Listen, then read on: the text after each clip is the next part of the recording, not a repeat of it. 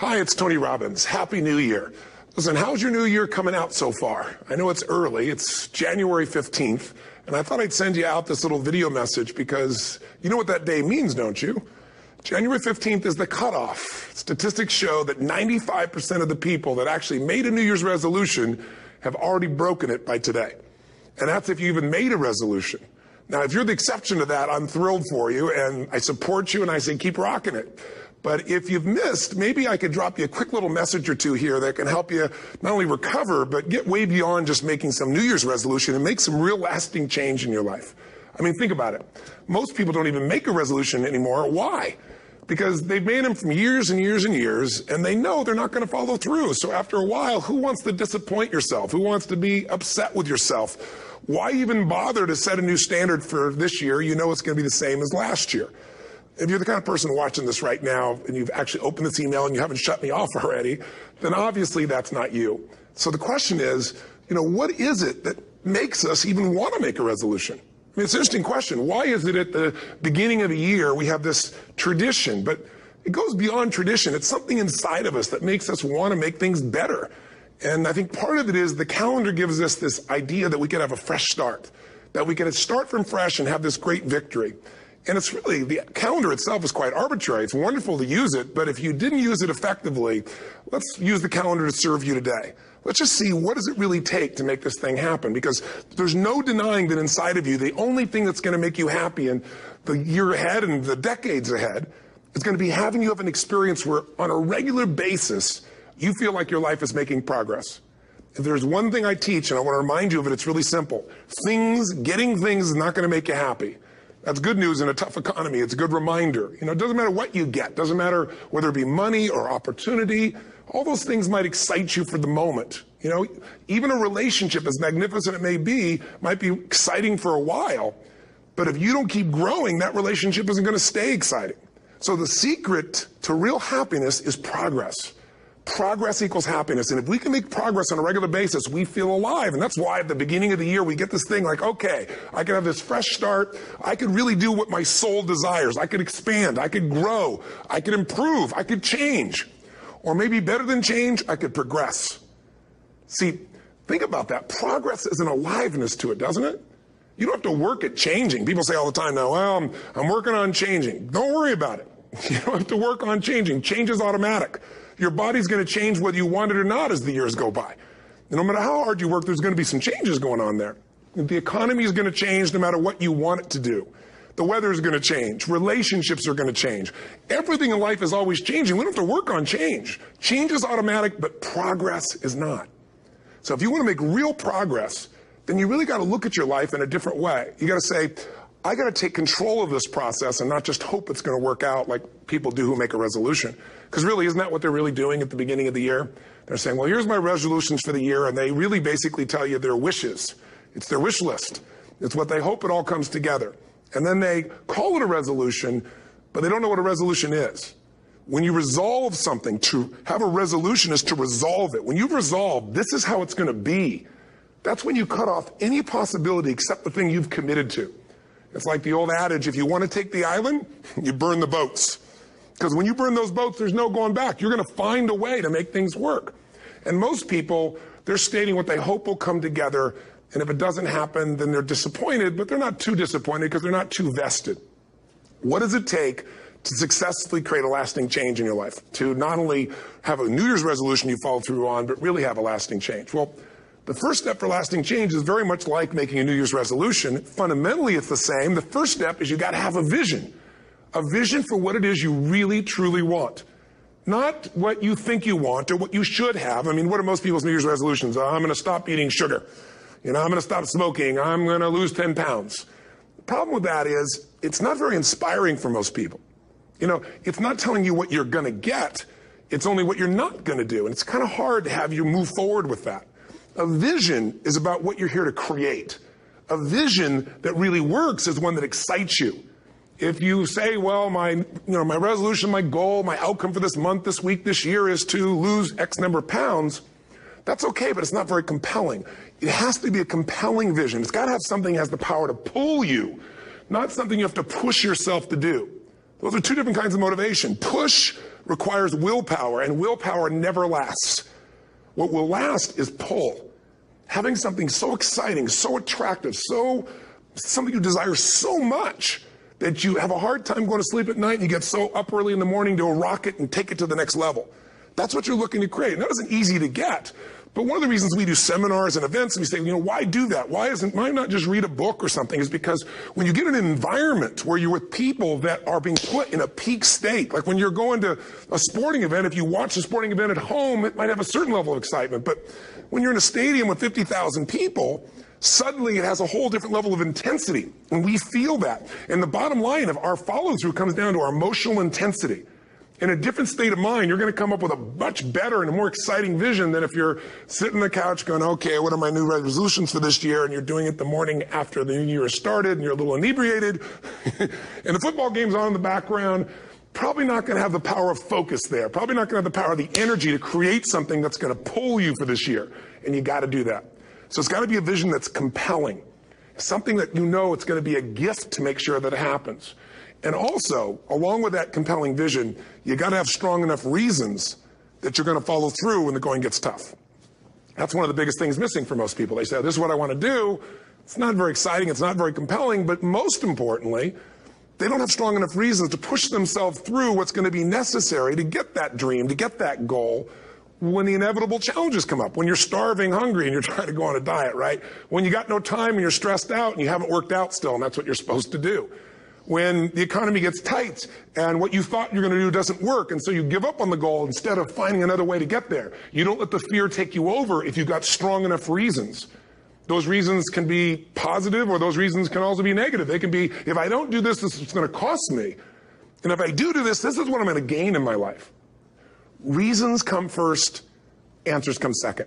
If you get a compelling vision and you got strong enough reasons that will push you through the tough times, you're going to do things other people don't do. Instead of collapsing, even if you get off target, you won't go, oh, I blew it. You'll get right back on target, make the change, make things happen. And I know you've done this in many areas of your life. Just think about it again. I'm not teaching you something really new here today. I just want to remind you of what your soul knows. You got to change, you got to improve, and you got to go through a simple process fundamentally to make that progress. First step, vision that's compelling. Second step, make sure that there's strong enough reasons to follow through. Third step, you got to review it and feel it every day. I mean, anything. Have you ever had this happen in your life? Has there been anything in your life that you've ever wanted so badly? You were so desirous of it. You had such a hunger for it that you couldn't stop thinking about it. Could have been a career move, could have been when you were a kid, a car, it could have been a relationship, it could have been anything, but you were obsessed. You wanted to make this happen. You wanted to attract this to your life. You just wanted something. And you didn't even know how to get it. But it was so compelling to you. You kept thinking about it every day, envisioning it, imagining it, feeling it. And then stuff happened. And suddenly you started to attract people or situations to your life, and it just came together. Like, you didn't even have a total plan. It was just that it was so a part of your focus with so much intensity and emotion so often that it sensitized you to notice anything that could get you there. There's a part of your brain called the reticular activating system. For short, we call it the RAS. That part of your brain determines what you notice in the world. And it's really important because when you set a goal, when you get really clear on a vision and there's strong enough reasons and you review it enough and it becomes a part of you, that part of your brain says, anything that relates to this, I need to notice. It's like, did you ever buy a certain kind of car or maybe a certain outfit and suddenly you see that car everywhere, or those outfits everywhere? Well, the cars were always around, but why do you see it now? Because your RAS knows this is important. This is part of my world now. Similarly, when you really get clear and it's compelling and you're reviewing it every day, you've got strong reasons and you're reviewing it every day and you're feeling it, the brain becomes incredibly acute at noticing anything to get you to move forward. And so that's the power of this. So, what do people do with a New Year's resolution? They come up with something they kind of want. It's not a compelling vision. They don't really have strong enough reasons, and they never review it again until they notice that they broke what they said they really want to make happen, because they didn't really resolve. If you resolve, you got the vision, it's compelling, you review it daily, and you feel it, you envision it, and you experience it. Simple as it sounds. Now, ultimately, what is this really about?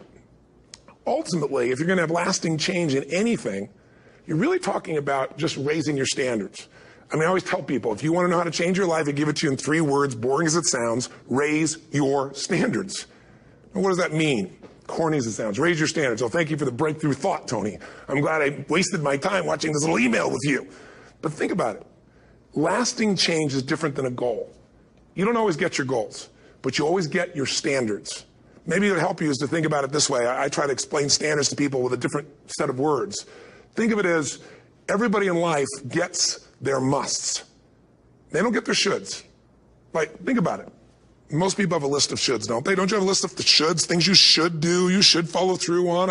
I should lose some weight, I should work out more, I should make more calls, I should respond more rapidly to my email, whatever, you know? I should get into the office earlier, I should be, more confident. Whatever your should list is, people love to have their should list be met, but it's kind of like New Year's resolutions.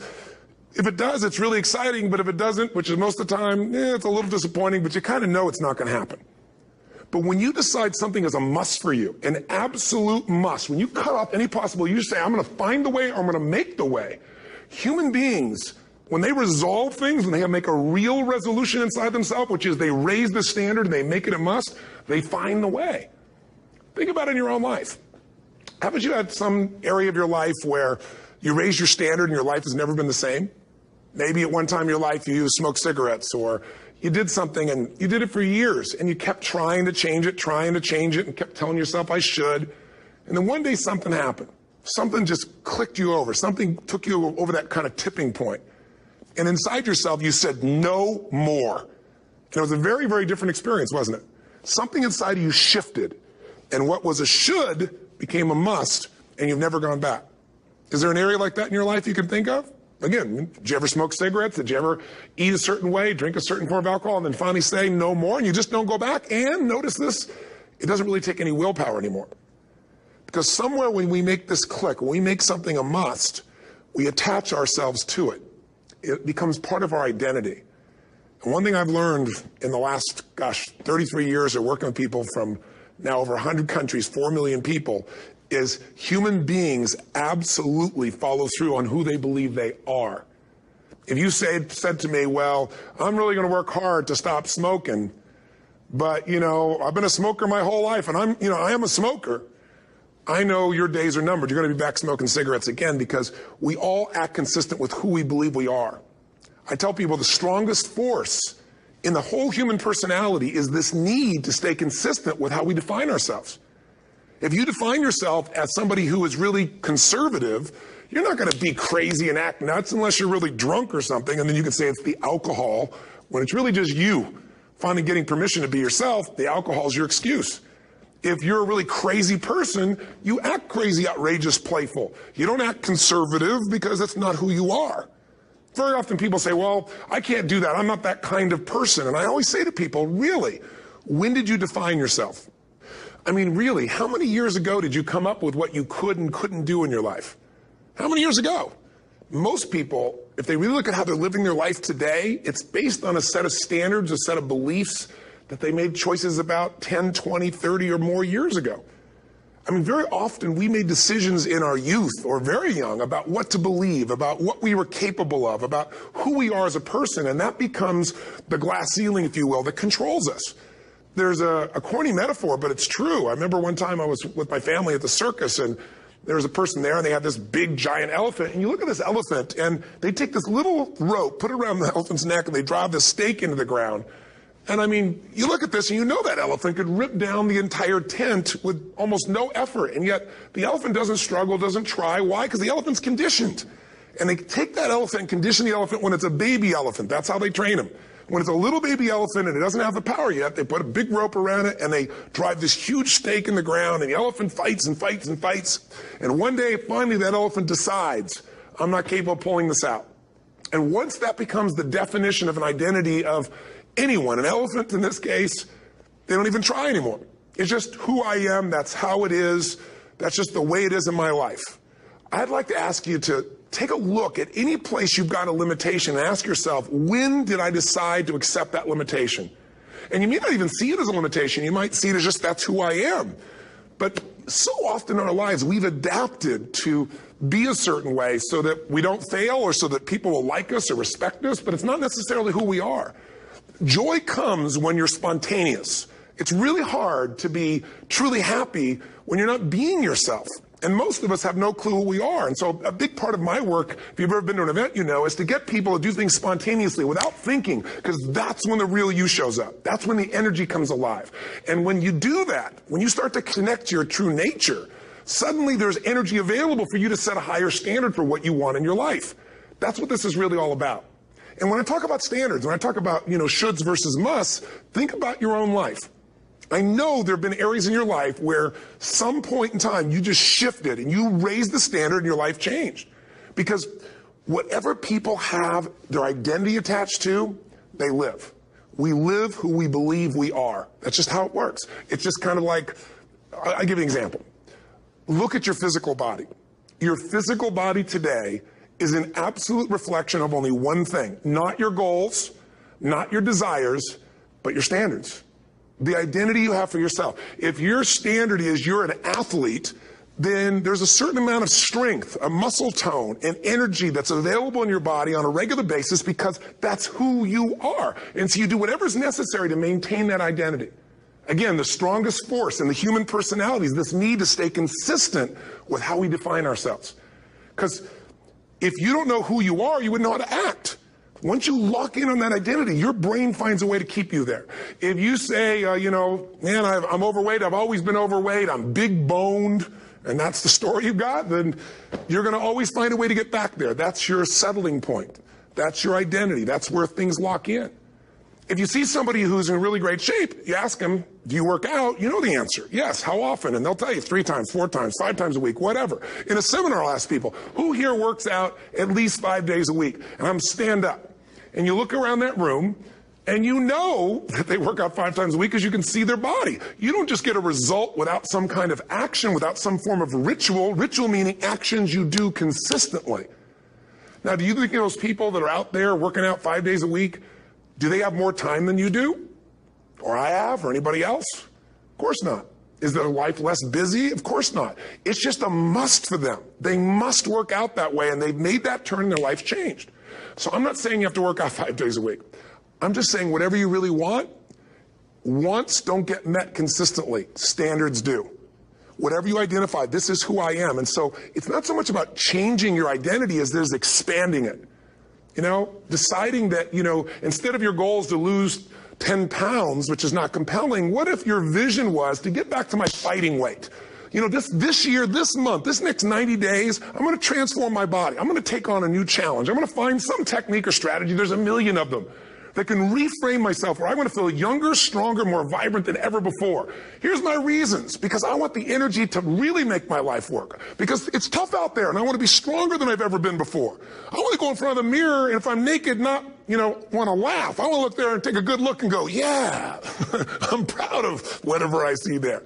Whatever it takes, something's going to make you laugh, smile, something that's going to tease yourself, but something's going to move you to another level. If you identify yourself in a new way and you own that every day, and that becomes the standard of how you live, you'll find the way to make that standard real. Money's the same way. Think about it. It doesn't matter what's happening, quote unquote, in the marketplace. People that make money find a way to make money no matter what, don't they? I mean, most people's standard is to pay their bills.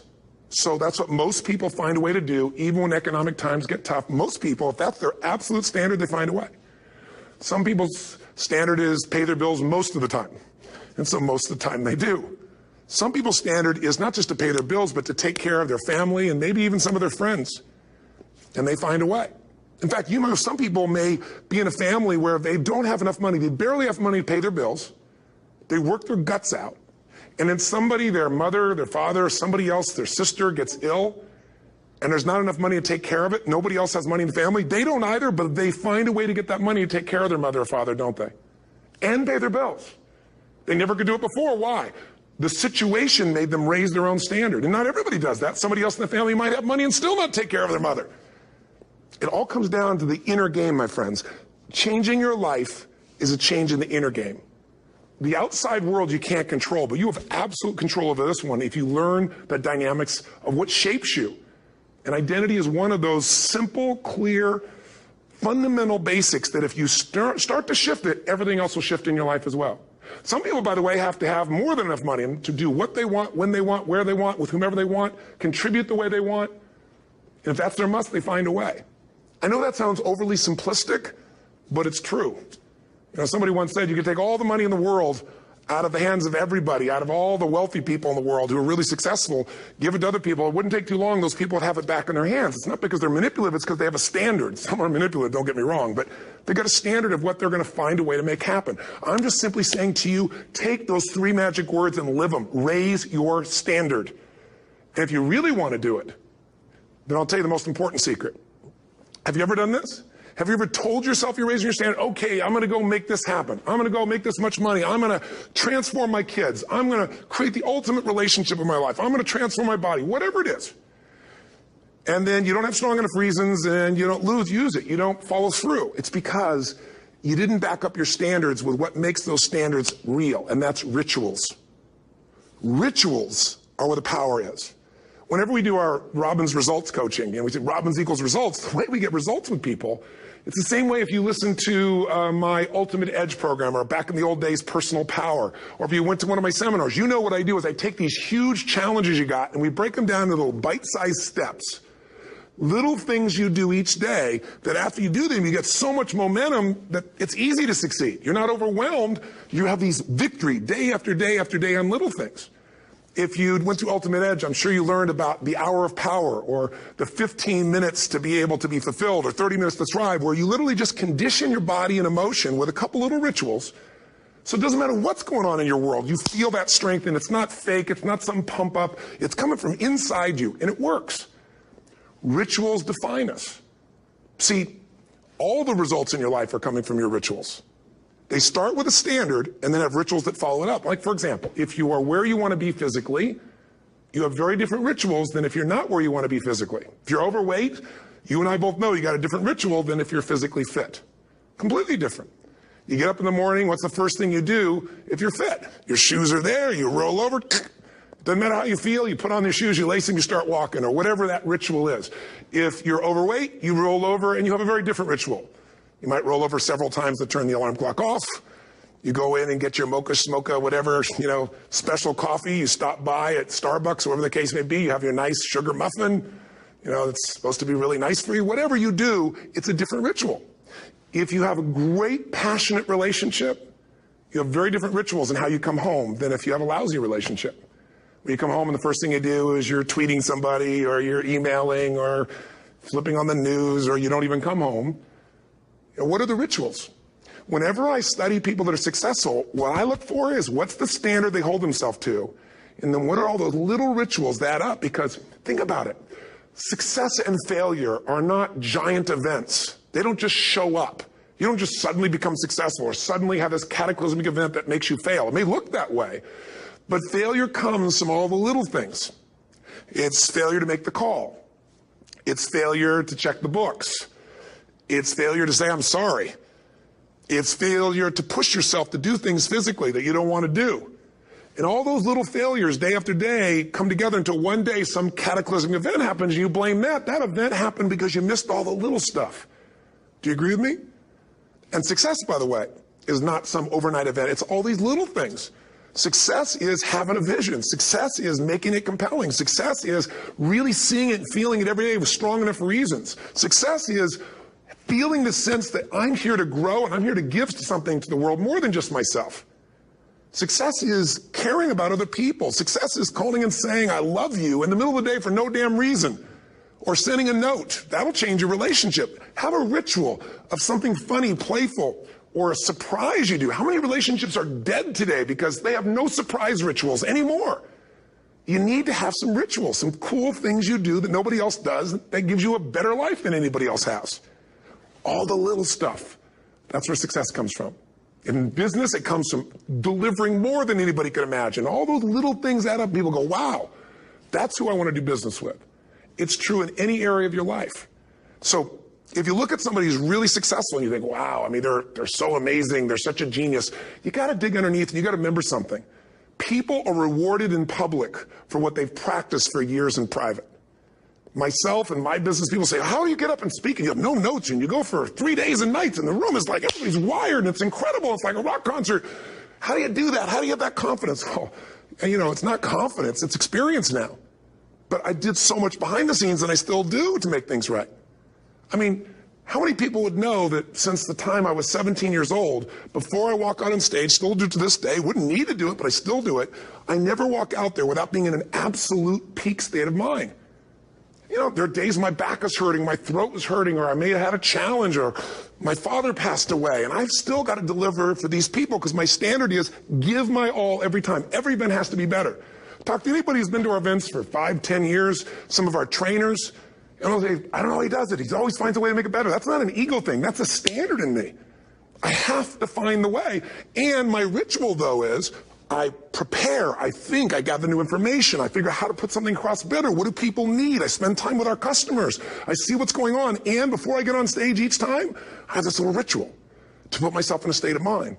And I did it starting like 17 years old. I started doing it. I'd say, I now command my subconscious mind. And I say this out loud several times, this little phrase, set of phrases, as an incantation to kind of condition my mind and body. And I'd say, I now command my subconscious mind to direct me in helping as many people as possible today by giving me the strength and the emotion and the humor and the brevity, whatever it takes to show this person and help this person change their life now. And I started out with a person when I worked with people one-on-one, and I would do that for 45 minutes driving in my Volkswagen to go serve and coach somebody for the first time. Now I don't say that person, I say these people, and I can go out in a room of 10,000 people and deliver for 50 hours, and I do it every time I come back on stage. It's a ritual to go into peak state. Peak states don't just show up, they don't interrupt you. Great ideas don't interrupt you, you gotta pursue them.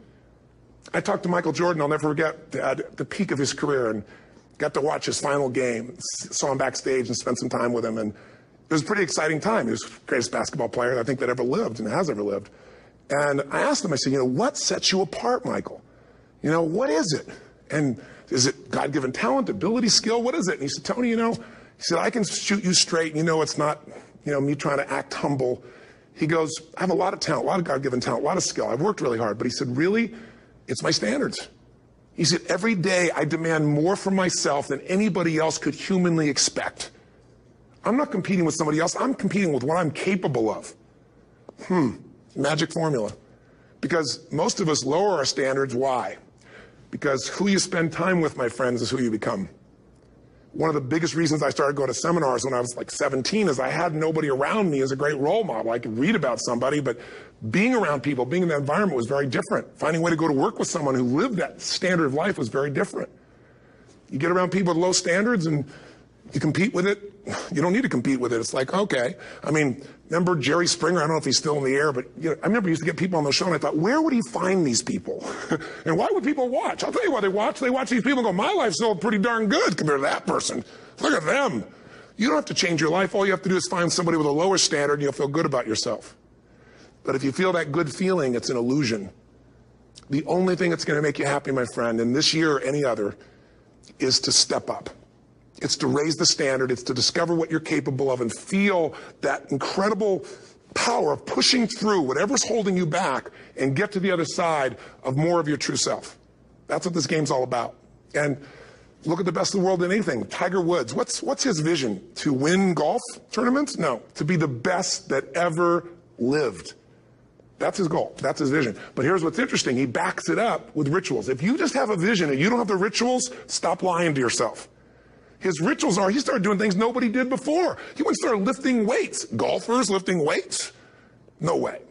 He went out and he changed his swing when he was the best in the world because he realized in order to be the best that ever lived, he was going to have to change his swing. If you know anything about golf, you don't change your swing when you're the best.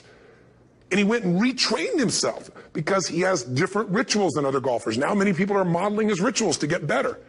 It's amazing. You know, you look at somebody like Michael Phelps, the 2008 swimmer, won 7, you know, only 2 people I think in history, if I remember correctly, that have gotten 7 gold medals in one session. And here's a guy, he's got number 6 under his belt and he's exhausted and he's going in for that final swim. I'm sure you remember. And how does the guy win? By 1/100th of a second. Do you think that was some massive skill that got him over the top? Or was it a standard that says, this is who I am. I am the champion.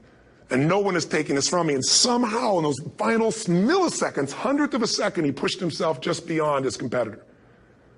But you know about Michael Phelps? What allowed him to be able to push beyond that moment is his rituals. Go study the guy. Most people who swim have these unbelievable workouts. He does 2 and 3 of those workout sessions a day. All the other swimmers in the beginning thought he was insane. You're going to overtrain, you can't do that, it's not physically possible. But he had a standard and the rituals to back it up. So here's my final message to you, because I've gotten carried away. I thought I was going to send you like a 5-minute message, but as you can see, there's no script here. It's just me going a little crazy with you. But I want to really see you get what you want this year. Don't let this year be like last. And if last year was great, still don't let it be that way. Raise the standard.